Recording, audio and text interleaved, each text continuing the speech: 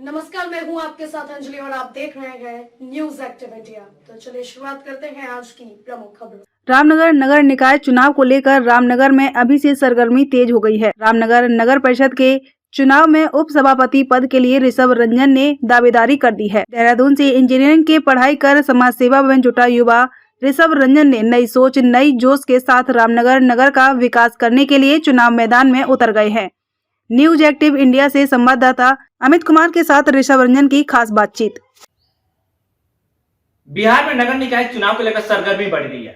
इस बार के चुनाव में सभी युवा पीढ़ी भी अपने भविष्य आजमा रहे हैं। हमारे साथ रामनगर के ऋषभ रंजन जी है, जिन्होंने देहरादून से इंजीनियरिंग की पढ़ाई की है और उप सभापति का दावेदारी ठोक दिया है और चुनाव में पहली बार अपना कदम रखा है। इनसे हम बात करते हैं कि इन्होंने क्या सोचा है कि इस बार जो चुनाव लड़ने वाले हैं। आप अपने बारे में बताइए कि आप कहाँ से पढ़े हैं और कहाँ के रहने वाले? जी, नाम तो आप लोग जान ही गए हैं और मेरा ग्राम है मुजरा गांव और मेरा घर वार्ड नंबर 6 रामनगर में है।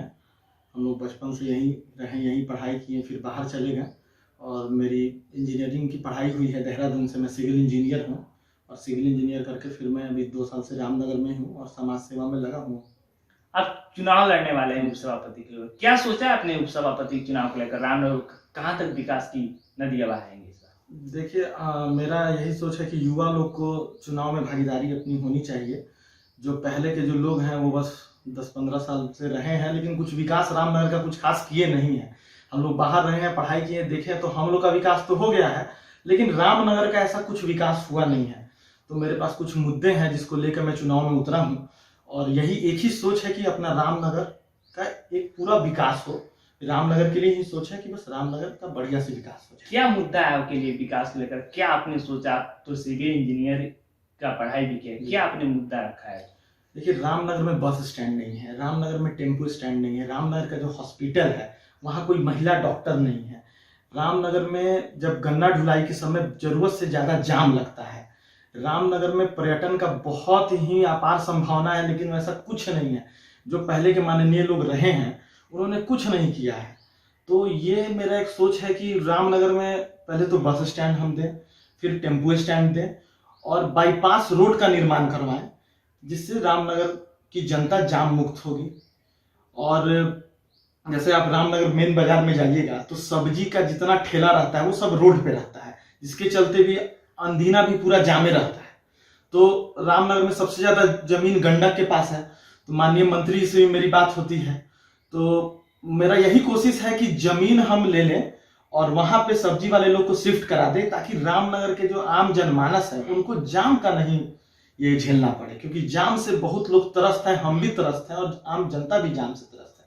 और दूसरा कि जो चिकित्सा का जो सुविधा है, यहाँ महिला डॉक्टर एक भी नहीं रहती हैं। तो महिला नहीं रहने से जो हमारी माता बहनाएं जो हैं रामनगर में, तो उनको बहुत दिक्कत का सामना करना पड़ता है। उनको बेतिया जाना पड़ता है, मोतिहारी जाना पड़ता है। तो उसके लिए मेरा हमेशा ये रहेगा कि महिला डॉक्टर यहाँ बैठे और उन लोग का रेगुलर चेकअप करता रहे कि हमारे रामनगर के लोग को दिक्कत ना हो। तीसरा आपको बता दें कि रामनगर में एक पर्यटन का बहुत ज्यादा संभावना है। यहाँ नर्मदेश्वर महादेव मंदिर है हमारा, तो उस तरह वो अभी बिहार पर्यटन में आया नहीं है। तो हम मंत्री लोग से मिल के और कोशिश कर रहे हैं कि रामनगर पर्यटन में ही दिखे बिहार को। इस तरह वाल्मीकि नगर अब धीरे धीरे लोग जान चुके हैं कि पर्यटन में है, तो रामनगर में भी बहुत खूबसूरत पहाड़ है। तो हम यही कोशिश में लगे हुए हैं, मंत्री जी से भी मिले हैं कि किसी तरह नर्मदेश्वर महादेव और सोमेश्वर पर्वत पर्यटन में आ जाए। आप युवा है, राजनीति में पहला कदम है। युवाओं के लिए आपने क्या सोचा है? युवाओं के लिए हमने यही सोचा है कि युवाओं को हम रोजगार देंगे। और रामनगर में एक दिक्कत है सूखा नशा का। जैसे हम देखे हैं कि राजफील्ड में शाम के समय बढ़िया घर के लड़के या कोई भी बच्चे लोग जाके सूखा नशा करें, तो नशा पे पहले कंट्रोल लगवाएंगे और रोजगार का अवसर प्रदान करवाएंगे। और यहाँ जैसे युवा लोग को सबसे ज्यादा दिक्कत होता है, हम क्षेत्र में घूमते हैं तो बोलते हैं कि भैया कॉलेज नहीं है, ITI कॉलेज नहीं है, डिग्री कॉलेज नहीं है। तो डिग्री कॉलेज के लिए सब माननीय लोग भी लगे हुए हैं मंत्री लोग के पास, और हम भी अपने स्तर से लगे रहते हैं कि मंत्री जी किसी तरह एक दे दीजिए। लेकिन डिग्री कॉलेज का तो नहीं पता, लेकिन ITI कॉलेज रामनगर में बहुत जल्द बनेगा, ये मेरा वादा है रामनगर के लोगों से, क्योंकि मेरी माननीय मंत्री से बात हो रखी है। और ITI कॉलेज जल्द आएगा, जिससे यहाँ के युवा हैं वो मतलब टेंशन फ्री रहेंगे, क्योंकि अभी बोलते हैं लोग ITI करने गोरखपुर जाते हैं, मोतिहारी जाते हैं, सीट कम रहता है, पैसा देना रहता है, ये करना रहता है, भैया तो उसका कुछ कीजिए। तो ITI कॉलेज खुलेगा रामनगर में, और डिग्री के लिए हम लोग प्रयत्नरत हैं। विधायिका जी भी हैं, सांसद लोग, ये जो माननीय लोग हैं वो लोग हैं। एक वो भी सोच है कि वहाँ एक रामनगर में 1 या 2 ई-लाइब्रेरी का स्थापना हम कर दें अपने खुद के मतलब माध्यम से। उसमें हम लगे हुए हैं कि उसका हम ई-लाइब्रेरी कर दें कि युवाओं को पढ़ने में आसानी होगी। और मुक्तिधाम तो अगर रामनगर की जनता आशीर्वाद देती है तो वो हम खुद आपसे मतलब आपके माध्यम से हम रामनगर की जनता को बता रहे हैं, वो हम बनवा देंगे। अगर बात किया जाए चुनाव के समय जो दावे होते हैं, उस सब ऐसा कहा जाता है कि हवाई फायरिंग होते हैं, चुनाव जीतने के बाद इन दवाओं पर नहीं खड़ा उतरते हैं लोग। क्या लगता है कि अगर आप चुनाव जीतते हैं तो इन सब वादों पर खड़ा भी उतरेंगे? जी, मतलब ये तो आपका कहना एकदम सही है कि लोग बोलेगा चुनाव आ गया है तो आके वादा कर रहा है। तो मेरा यही कहना है कि अभी तो हम किसी पद पे नहीं है, कुछ नहीं है, लेकिन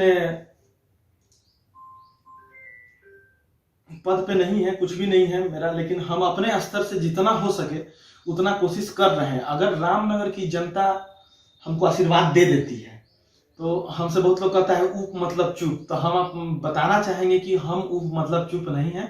अगर हमको आशीर्वाद देती है रामनगर की जनता तो हम पीछे पड़ के और लड़ के जो जो आपसे वादा किए हैं वो पूरा करेंगे, क्योंकि हम युवा हैं। फिर 5 साल बाद हम आएंगे, जीते या हारे। तो मान लीजिए हम अभी झूठ बोल दें तो फिर आएंगे कहाँ, किस मुंह से आएंगे आपके पास? तो अभी पहली बार आए हैं तो रामनगर की जनता हमको मौका दे के देखे, हम वो लड़ के वो चीज करेंगे जो बोल रहे हैं वो होगा। भ्रष्टाचार खत्म करेंगे, दलाली खत्म करेंगे, और जो वादा कर रहे हैं वो तुम अडिग रहेंगे, जो बोल दिए हम करेंगे लड़के। लेकिन अभी कोई ऐसे पद पे नहीं है, लेकिन अभी से जितना हो जाए उतना हम करते हैं रामनगर। रामनगर में एक भी शौचालय नहीं है। रामनगर इतना बड़ा शहर है, बताइए, इसको दर्जा भी मिल गया है नगर परिषद का, फिर भी एक भी शौचालय निर्माण नहीं हुआ है। आए दिन देखा जाता है महिलाएं आती हैं, पुरुष आते हैं। क्या सोचा है आपने कि शौचालय का भी निर्माण हुआ है? जी, शौचालय का निर्माण तो होगा ही, क्योंकि ये मुद्दा हम भी मिला रहे हैं रामनगर में। अब जो पहले के माननीय लोग रहे हैं वो तो कुछ नहीं किए हैं। हमको लग रहा है बैनर वैनर टांगरे छोड़ दें तो कुछ किए ही नहीं है रामनगर में। हम लोग भी यहीं रह रहे हैं, 15 साल से देख रहे हैं, एक भी शौचालय नहीं है। महिला लोग आता है तो वो चीज जो रहेगा वो चीज भी सही करेंगे। शौचालय हर जगह रहेगा, महिलाओं के लिए, पुरुष के लिए, वो आपको दिखेगा। ये मेरा वादा है, वो दिखेगा। ये हमारे साथ ऋषभ रंजन जी थे, रामनगर के उप सभापति के दावेदार हैं, पहली बार राजनीति में कदम रखा है। इन्होंने कहा जैसे कि अगर हम जीतते हैं तो सबसे पहले रामनगर को जाम मुक्त बनाएंगे, भ्रष्टाचार मुक्त बनाएंगे, युवाओं को रोजगार दिलाएंगे, नशा मुक्त जो युवा है इस बार रामनगर में सबसे ज्यादा संख्या में लिप्त है उनको रोजगार के रास्ते पर लेकर जाएंगे और मुक्ति धाम का निर्माण करेंगे। रामनगर में जो मेन मुद्दा है शौचालय नहीं है उसका भी निर्माण कराएंगे। देखते हैं कि इस बार के चुनाव में इनकी वादों पर कितना लोग विश्वास जताती है। आप देखते रहिए मेरे साथ, मैं आपके साथ अमित कुमार। खबरों में अब तक के लिए बस इतना ही। मिलते हैं फिर ऐसे ही किसी बड़ी खबर के साथ। तब तक के लिए नमस्कार और देखते रहिए न्यूज़ एक्टिव इंडिया।